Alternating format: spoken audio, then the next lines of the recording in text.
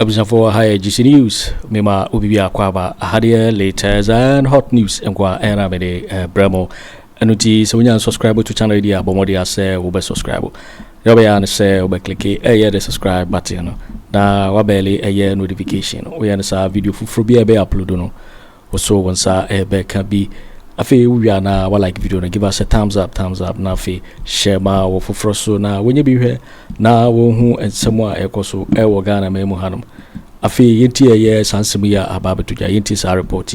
But this week you went to a number of places quickly. Yeah, absolutely. And the NDA Northern Development Authority, yes. You went to check the I understand that fence wall has been pulled down. Yeah, national security.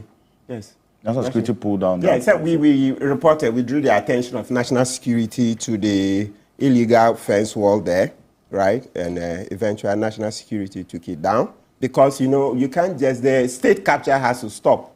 It has to stop because people are still very, very, very angry. And I'm sure JM knows it as president. He knows that the way the anger is lingering, if he doesn't begin to act fast, I mean, people will channel the anger towards him. So it's within our collective interest that national security acted because, you know, the NDA was given 1.73 acres of land, right? And you know that place, it's even for the avoidance of that. That's why we did the Constitutional Review Commission sittings, etc. So that's, and I understand even prior to that, there were other public projects, etc. So you can't just come and overnight begin to parcel out the land. No. It can't happen. Elsewhere, we'll preserve it even as a monument, you know. So I've heard so many stories. Bottom line is that no, that land is not going anywhere. Once national security is stepped in, let's see how it goes. For the rest, we'll put it in our report. And I'm sure... Because the CEO came out last week to say they haven't encroached on any land. The 1.2 acres given to them is what they are. I asked the CEO, when did he assume office? When did he assume office? He is a latter-day saint. He was appointed only recently. How long has he been? You remember the NDA case we did in Tamale? It was after Sumala Abdurrahman had to resign and the two deputies were sacked. That's when this CEO came. So he's a latter-day saint. So this is it. This is the video we are showing now. Yeah. He wasn't there from the beginning. So I think you don't worry. Yeah, I mean, I don't want to talk too much about it, you know. But we will see with time. As I said, that building predates him. It's not as if he came into office and acquired it. So he maybe he doesn't have all the history about that land. So he should reserve judgment. He should reserve judgment. Let's see how it pans out. But this fence wall we are seeing has been pulled down by national security. Absolutely. And it's good. It's in our collective interest. But when they came, Akufo Addo said, if you want to make money, go to the private sector. You remember at his inauguration, the grandstanding, John Mahama cannot teach me how to preserve the public purse. John Mahama cannot teach me how to preserve the public purse. In the end, like Sam George says, Akufo Addo went away with the public purse. Now we have to look for another purse. Please. I mean, let national security do its work. Then after here, you went to the another site as well. There's one place that you went that we saw so many documents. Agric mechanization, yeah. Documents that were left to them at the mercy of the weather. Yes. Destroyed. Yes. What happened there? Yes, so Bawumia Camp. So, you know, on your way to Bawumia Camp, just before the overhead, to your left, that's if you are coming from Elwak. Right. Just after Elwak, towards Bawumia Camp, before you climb the overhead, on your left, that's the land there. We went there and saw that, I mean, many acres of land had been parceled out, but this land belonged to the Ministry of Agric, right? Even exporters, can you imagine? Exporters who have to preserve the cold chain so that from that place to the airport is a very short distance. Can you imagine? Look at the irony, if you want to understand the state capture. The Exporters Association, and they were interviewed, please, I'm not the one saying it, so the media men interviewed them. For their parcel of land, they were asked to pay $500,000. $500,000? Yes, their parcel of land. Let's just call it one plot, okay? So like 70 by 100. So that's what the authorities asked them to pay, okay? So these are the documents we are talking about. Yes. The documents and the equipment will show the documents. Yes, that yes. that Rain were has destroyed. rain has already beaten some. So we have started arrangements so that the archives people will come for them. Otherwise, everything will be gone. This was the office for the Director for Agric Engineering. So all the tractors that were given to farmers by the Ministry of Agric, this was where they were distributed. But how come they were all just left at the mercy of the weather like that? No, state capture, looters. They've removed the roofing of Yes. the yard of the garages. You should be talking to Brian Champo. Why this has happened? Absolutely. We'll not hand over. Because 3 years ago it wasn't like that. Even 4 years ago it wasn't like that. Suddenly he became a Greek minister and this place has been sold. No, so but the documents that we saw destroyed there, Council, what were those documents? Did you? Because I saw some of you taking them out. They relate to policies, okay, and then policies of the Agric Ministry. All right, basically all their workings. Because I remember some were policies, some were invoices, correspondences, okay, between the Agric Ministry and foreign agencies, when I say the UN agencies, FAO, etc. So we are making efforts for them to be taken by the archives so that the rain doesn't destroy them further. But viewers, let's tie in this point before we forget. So the Vegetable Farmers Association, I remember Morrison and his people, they were asked to pay $500,000 for one plot, right? In that same area. That same area. They showed you see, it's a cold chain. That is where they put the vegetables before they export, right? Yet, just next to them, this same land was offered to ministers, etc., for 160,000 Ghana cedis. 160,000 yes, cedis. if you convert, to be very generous, let's call it $12,000. Within the same space, you say somebody should pay $500,000.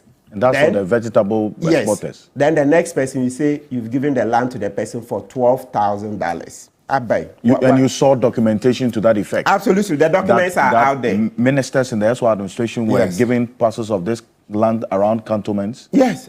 For $12,000. That's the equivalent. You saw the one that came out. Vegetable exporters. Were asked to buy it for $500,000. Absolutely. TV3, you even did a story. You even did a story on it. The leaked document where one of them, you see his document. Mr. Kweku, the NIB director, the one I made the comment. You saw his document come out. You see 160,000 Ghana cedi and some change. Just call it 160. I thought you did not. Number. Excuse me, but this is around the Bema Camp area. Like I said, he didn't buy government land. Well, thankfully, it was leaked and people could read it. They could see his picture. You see his how face. Documents have been destroyed over there like that. Yes. We are making efforts. Archives will come for them. Actually, it's good we really change these people. Though. Somebody said in the next 4 years, the whole of Ghana would have been gone. That's you walking there. Yes. And the whole of Ghana would have been gone if we had given motorbikes and all these, which were meant for the Greek mechanization office. Were just parceled out. So they were just going to bulldoze these things down, and then because this is the part that's yet to be developed. So this part, no, it's not going away. No, government is taking it back. Because we can't do this. State capture has to stop. You capture banking industry, you capture land, you capture every sector of the economy. State capture. Akufo Addo and his family. So the ministers in SY or members, you say you have documentation that shows that members in the SY administration were offered these lands for $12,000. Yes, did any one of them buy, apart from him, did anybody else buy the land? Yes, you see. You have documentation that there are more persons within the previous administration who bought lands in this Bema Camp cantonments area for $12,000. Absolutely. But even this list, Honorable Ablakwa had this list even before the elections. You remember he kept making noise about it, Crusader, Interceptor General. He had these documents before ORAL came. Yes, but I'm talking about this particular area. I'm telling you that Okujeto Ablakwa had these documents before the election. So please, I'm not talking from ORAL. It's the publicly available evidence. You see here the long list. Osenya, Henry Cote, you see Henry Cote's wall there, Bawumia, you see, of course, not direct, let's be careful, not directly his name, but underground, people will tell that is his. You see, they said other government appointees, right? Yeah, a lot. Oh, Okujeto had a list. Okujeto has a because list. I keep asking because we don't have it, and I keep asking because so that I when think he was you would here. make it, those ones we talked about were the other ones, the Morning Star. Sorry, but the Ghana International School, because this agri mechanization came up this week. Oh, and this is not the first time. I'm telling you that Okujeto and then there are some list. other. It was some portions of this land that he mentioned previously, but these ones you are mentioning now. This is the first time I'm hearing this, and so that's why I keep asking because we don't know. NIB we don't know here. He has always been there. His list that came out, the one that is out there in social media, it dates from 2021. I see. Yes. We'll continue it from here. Oh, Atubra's own, it dates from 2021. So they didn't. 2021. In actual fact, efforts to sell that land didn't start today. Somebody gave me information that as far back as 2017. So a consultant, a land guru was brought in, and he gave the former minister advice that it shouldn't be done this way. Okay. Because he wanted to do it more professionally, they sacked him. And then they went and did this current one that's brought the trouble. So what I'm saying is that it's not new. Oh, but I mean, you saw that on social media, even on lawyers' platform, Atubra's document was shared. That's the strength of the Ghanaian community. You know, there's some people who leak documents. And it's not only in Ghana we leak. You remember I brought Condoleezza Rice's book, former U.S. Secretary of State. Yeah, it's leaking. The leaking of documents keeps the American society going. Yes, and it's been there decades. Somebody sees something wrong, a person doesn't want to bring his or her face out, so you leak it anonymously. And Ghana cry, remember we mentioned this often, this example we keep mentioning all the time. The former public prosecutor, Lawyer Pia, Brighter Kweku were prosecutors in that case. Lawyer Pia, you know how they got him? Somebody brought the dossier and put it in front of the office of the Brighter Pia and Kodia office. And when they opened it, they saw Lawyer Pia's bank accounts in London, how he received money from Otiko Jabe's father and other people. And that's how they nailed Lawyer Pia. He was public prosecutor. Our history, I'm just remembering so many things. The Jáil Commission, when Jáil Commission said, scandal, it was through leakage of documents. I like that example. Do you know why I like that example? It toppled the president. And apart from that, he was deputy director of FBI. Yes. The deputy director, so like Ghana NIB. So like the time Atubra was deputy, then he would say, this things Akufo Addo is doing, I don't like them. Like the way Sofa Akufo is bold. So though Akufo Addo put me there, then Atubra could take the documents and leak. Atubra never did that for Ghana. He was helping Akufo Addo. That's what the deep throat source, please, viewers, Google it. I like that example. What's his name? Is it David something? It is that period that the term deep throat source. Yes, the deep throat source. He was deputy director of the FBI. He saw that what was going on was bad. Then he said, no, Nixon. And they gave Nixon this name. It's called Tricky Dick. Tricky Dick. A female senatorial candidate gave him that name. He said, what Nixon told the lady was that she was pink that her underwear and everything was pink. So then the lady said, Nixon, that's ex-president this of the U.S., he said Nixon is Tricky Dick. And that name is stuck. If you Google all of it, you see it. I mean, it's good. It's good to know a bit of this, their democracy, history, because we are learning right from now. them. So really, and I decided to just have you tell us what ORAL has been up to this week. Yeah. Because we saw videos of where you've been and, all of those documents. And a number of our viewers took pictures of those documents that were left at the mercy of the weather. You say that the Archives Department has been called in to salvage what is left of those documents. Dr. Bring in Dr. Boakye Agyarko on this, because this week as well, the MPP has been consistent about ORAL. You're raising questions about the legality of it, but hearing what they have been doing already, and the fact that they haven't invited anybody, as far as I know, have you invited anybody to? No, not at all. It's good we clarify that, please. We are not in the business of inviting suspects. No. Okay. The mandate is that citizens, let's do about 2 minutes on this. Let's read the law. The mandate, you see, JM said people were inundating him with cases of suspected corruption, state capture, etc. Okay. So in his wisdom, he thought that he should set up a committee ahead to begin to receive this. Because the president, even you look at your life as a human being from morning to evening, how much are you able to accomplish? Then you're putting this to JM, like sending all that to him when he's about to take office. So it was obvious that he couldn't do anything. So he said, let me set up a committee so that channel all the complaints and etc. to those people. And that is our law. Our law allows it that if you see crime, and let's even make that point. Because there's a question about the legality of this particular committee that you are a member of. What law are you referring to that gives the president the power to set up this committee? Yeah, so there are a number of laws. Let's start with the Whistleblowers Act. You will see in Section 3, they've stated many things that many ways of helping to combat crime. So what you find is that it says that when you see crime, and for some reasons, you see, we've been saying that human beings, we are unique. Not everybody sees crime and has the confidence to walk straight to the police, right? So some people need support, all right? Others who are just plainly scared.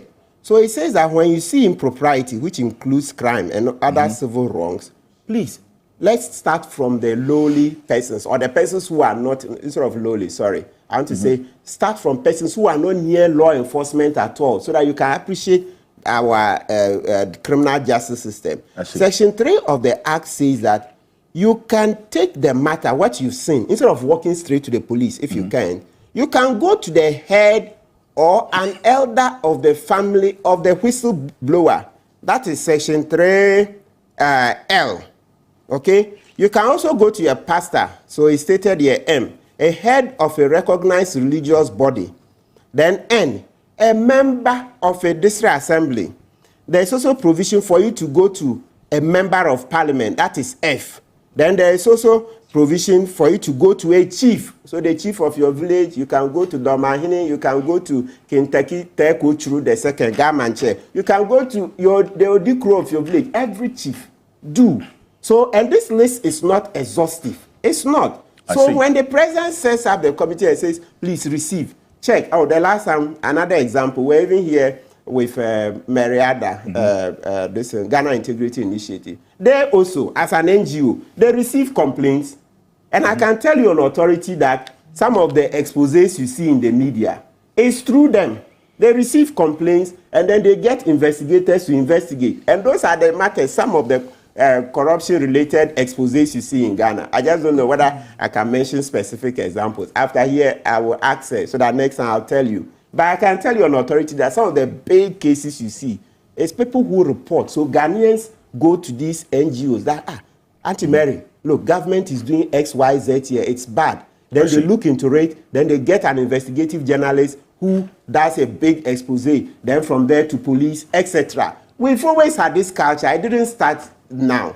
But like I said, please, as part of our democracy, they say an unexamined life is not worth what living. So it's normal. Let citizens ask questions. Please, are you going to talk to Professor Kweku Asare? He is even, apart from the Whistleblowers Act, Act 720, he's done a beautiful write-up and given other justifications from Article 58 of the Constitution, the President's mandate to make sure that the laws are implemented, etc. And also, let's repeat, citizens, Fana, haven't we always known that as a citizen, you can do citizen arrest, and then also you can go fetch information and give police?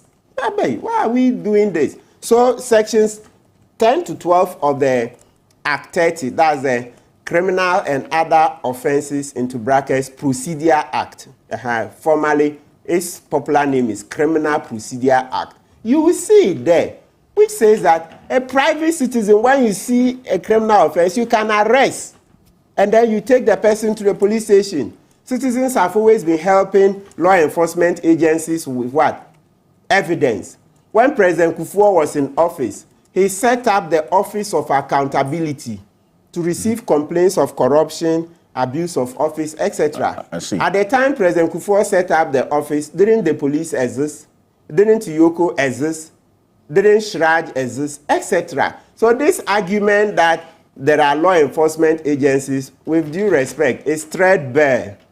It's threadbare. It doesn't hold master. No, you know. But like I said, the value of it is that by citizens rising and cautioning us, it puts us in check that we shouldn't overstep our bounds. But like I've said, we are John the Baptist. We came to pave the way. We are not the savior. Jesus himself, the real oral implementation team will come. And you see, OSP issued this report, the half-yearly report. In there, they say they work with oral.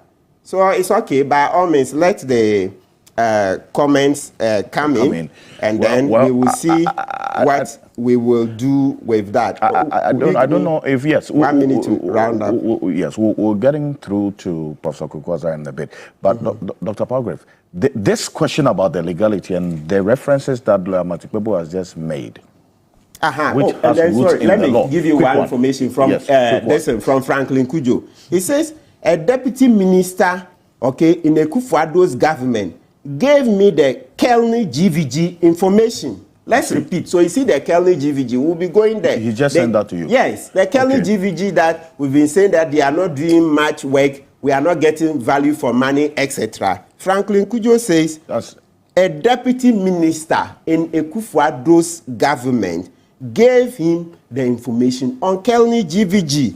Okay? So please, this thing, it's okay, sir. Now that you've asked the question, you see we've answered, and you see you are even stopping because I still have 1,001 answers. The last one, the Kroll and Associates, the one that brought Akufo Addo and Osafo Mafu a lot of shame. When they brought Kroll and Associates to come and help investigate waste of public funds, recover, that's a foreign agency. It was Akufo Addo and Osafo Mafu who brought in Kroll and Associates here, that they should come and help investigate so that we can recover funds and the rest. Of course, Domlevo says they didn't do any work, then they led to the Supreme Court, and then, of course, that's why Domlevo was sacked, and then we went to the Supreme Court, but the Supreme Court delayed their bait in giving judgment. But at least today, we have a judgment that shows that Akufo Addo acted wrongly in asking Domlevo to proceed on leave. But the pith of the matter is that Kroll and Associates, who came into Ghana to help do investigations. So at the time Akufo Addo and Osafo Mafu were appointing Kroll and Associates, didn't Yoko exist? Didn't the Ghana Police Service exist, etc.? Those of us sitting in the studio and everybody listening to the discussion this morning can make sense of where the issues are, and even if we haven't gotten into the real details of it yet, where the processes are taking us. First of all, having seen what is before us now, I would say that it was a very good thing that President Mahama, and at the NDC, I'm told it was part of your manifesto, right? Yes. So it is a very good thing, because why? The fact that there is a great deal of public interest, one, and two, public concern about perceived or real improper acquisition of state properties by certain interests, individual, basically private. That concern is all over the place. We know it. We have had all the institutions that the MPP is talking about. Who has even raised these issues? Some of the issues that we are hearing right now, I doubt whether if oral did not exist, whether we would ever have gotten to even know about them. Absolutely. There are people who have been battling their cases in court. And it is quite clear that when you go to court against somebody who is fighting you over your property, has political backing, you are up against a very strong wall. And it seems like the evidence that is coming up would suggest that a lot of the people who have had advantage of some of the state properties we are talking about either appear to or indeed do have real political backing from the states and state actors. So I listened to the legal issues that MPP raised, and then I listened to Lawyer Akufo, who is himself a lawyer and a member of ORAL, and then Lawyer Afenyo Markins here. And it is quite clear to me that the NPP's initial argument hasn't even got 2 legs to stand on. Hasn't got 2 legs? It doesn't have 2 legs to stand on. I mean, they are a question of legality. I'm not a lawyer, but I can reason. You know, I've listened to details of the Whistleblowers Act. I've listened to provisions of the national constitution that actually enjoins citizens to feel or be obligated to provide information for the protection of state property. Yeah. Even without oral. Thank you. I mean, without a committee instituted by president-elect or sworn-in president or whatever it is. I'm looking at some of these issues and I'm asking, so what is MPP really complaining about? Is it their concern that indeed public property is being misappropriated, or that they have a vested interest in some of the issues that we're looking at? I mean, when you come across a certain way, if you don't take care, people will question your sincerity. Well, they say they're not against accountability. Yeah, so that is why I'm saying that if they had taken their time to look at some of the basic laws, Yes. whistleblowers, Lawyer Afenyo Markins has read portions of Article 142 of the Constitution.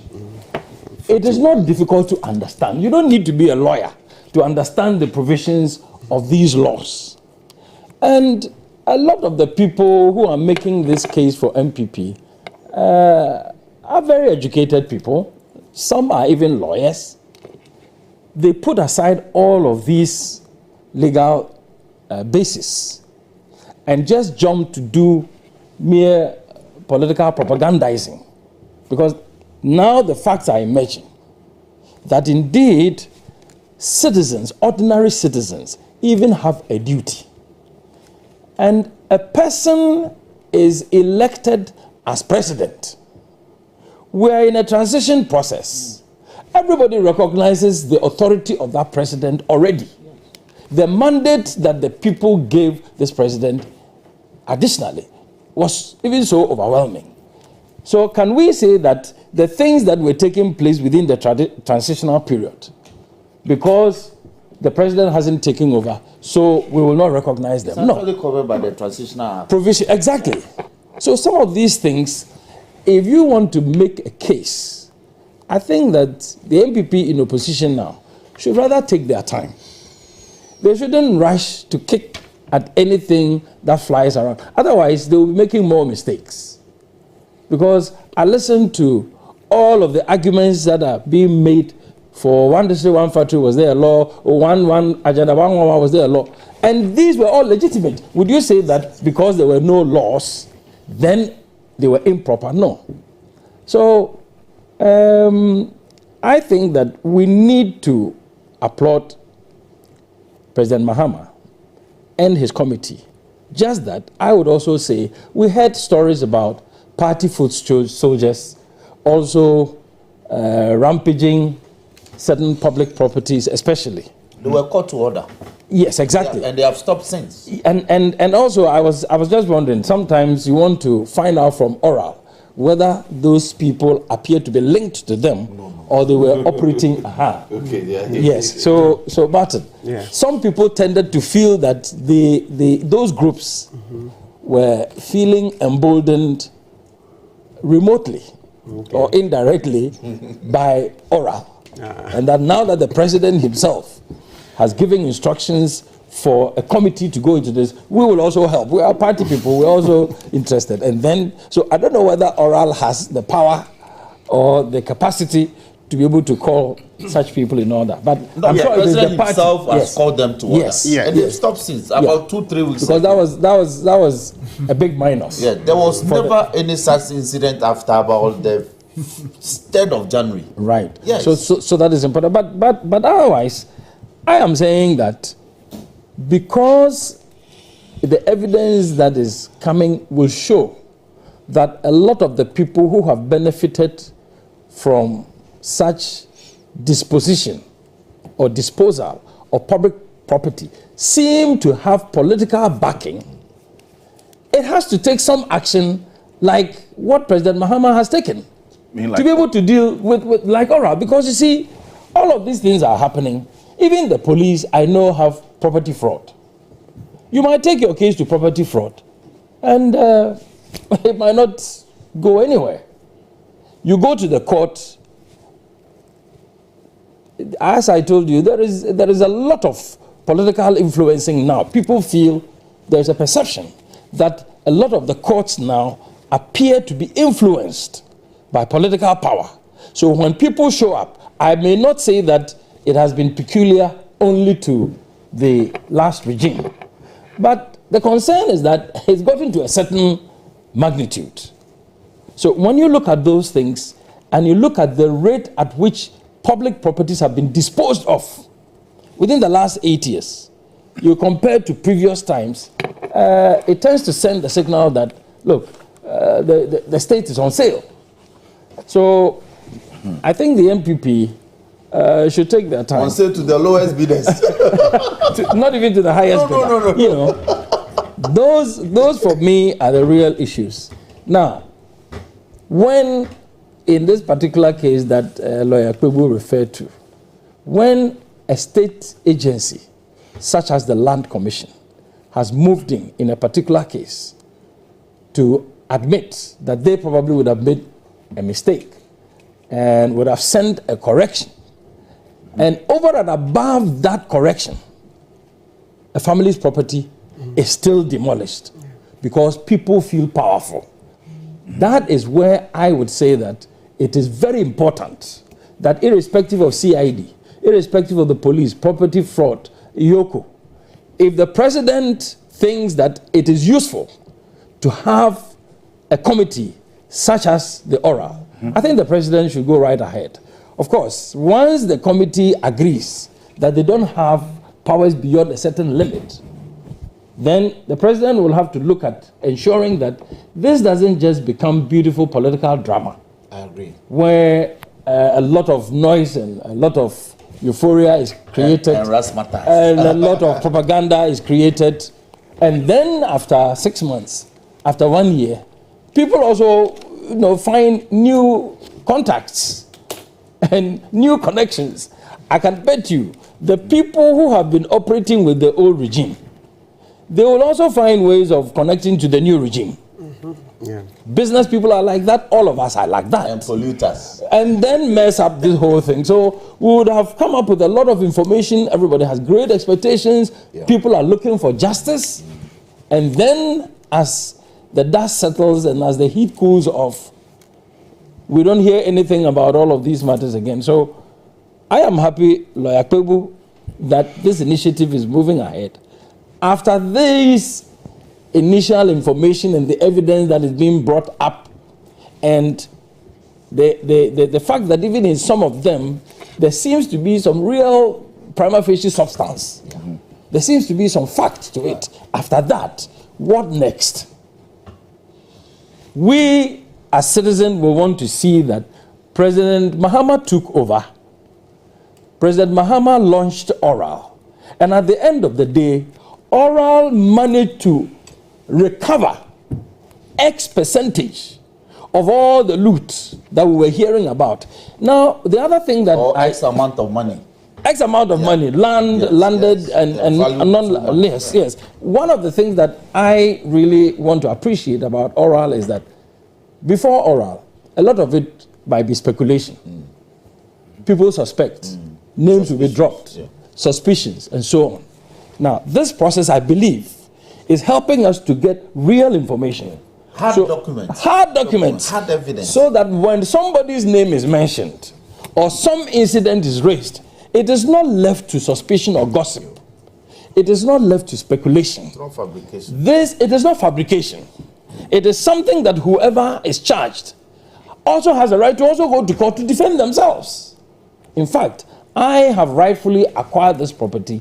I'm being accused of having acquired it wrongly. It's not so. You also have a right to go to court. So I don't think the responsibility lies only on the side of government or the committee that the government has put in place.